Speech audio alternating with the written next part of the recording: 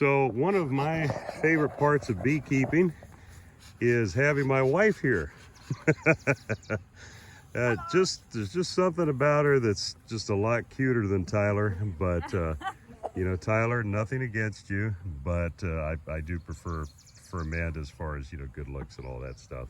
Anyway, no, one of my other favorite parts of beekeeping is actually splitting and making increase, and that is actually a really popular topic as well.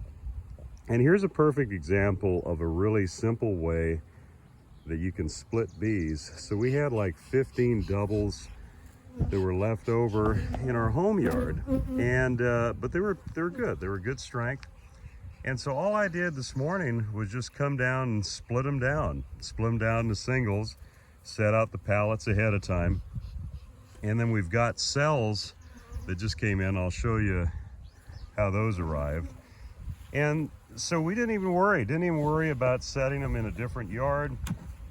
On average, these ones here are about 5-6 frames of bees with brood, and it's just kind of an experiment.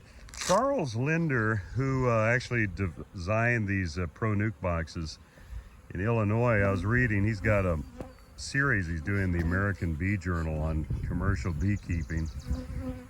And something that he mentioned that he does, which really intrigued me, was that they, if I understood it right, they don't move their splits into a different yard. They just leave them in the same yard. And so these were some extra cells that I already had ordered, came in this morning, and then we had these 15 hives left over in our home yard, and I was like, you know what, I'm gonna experiment with this.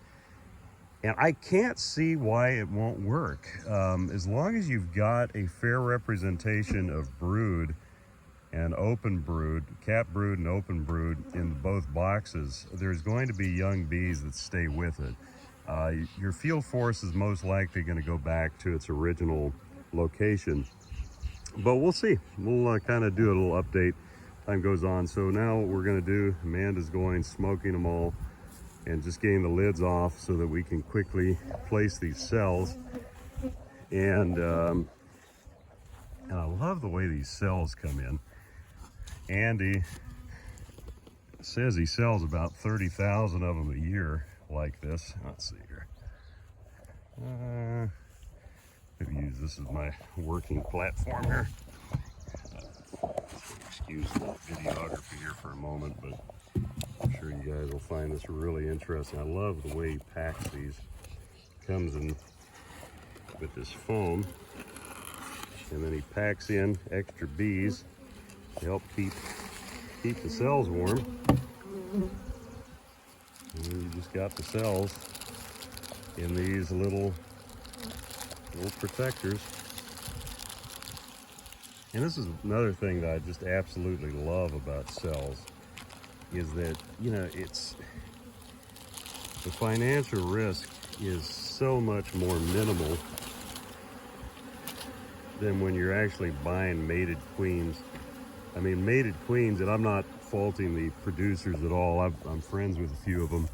They're really good people, but just the price and their input costs have gone up. That's why the price of queens has gone up.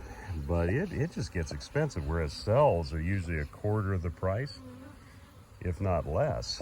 And so what we're doing, I'm gonna have to stop the video at this time, but I'll show you one of the little tricks here.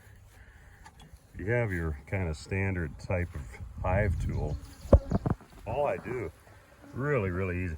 You're looking for the area that has the most bees, even though these cells are set to hatch today. So, but when you're setting cells that possibly, you know, are 2-3 days away from hatching, you don't want them to get chilled.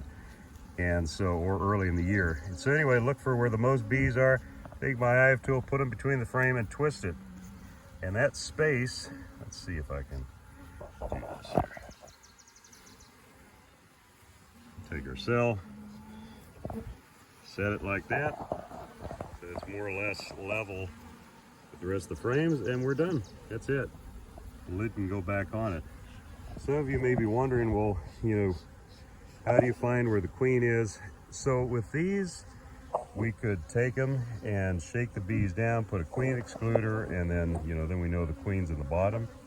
For these, I have extra cells, and so I'm just doing a dog-eat-dog world approach, for lack of a better term, which is I'm just selling them all and let the better queen win. Like I said, this is just our home yard. Be ever in your favor. Exactly, yeah. No, it's just one of those kind of fun things, just to experiment, see what we do with this yard. But very easy way to do increase. Don't have to worry about a new yard. And overall, I'm feeling actually pretty good that we're going to see a really good success rate.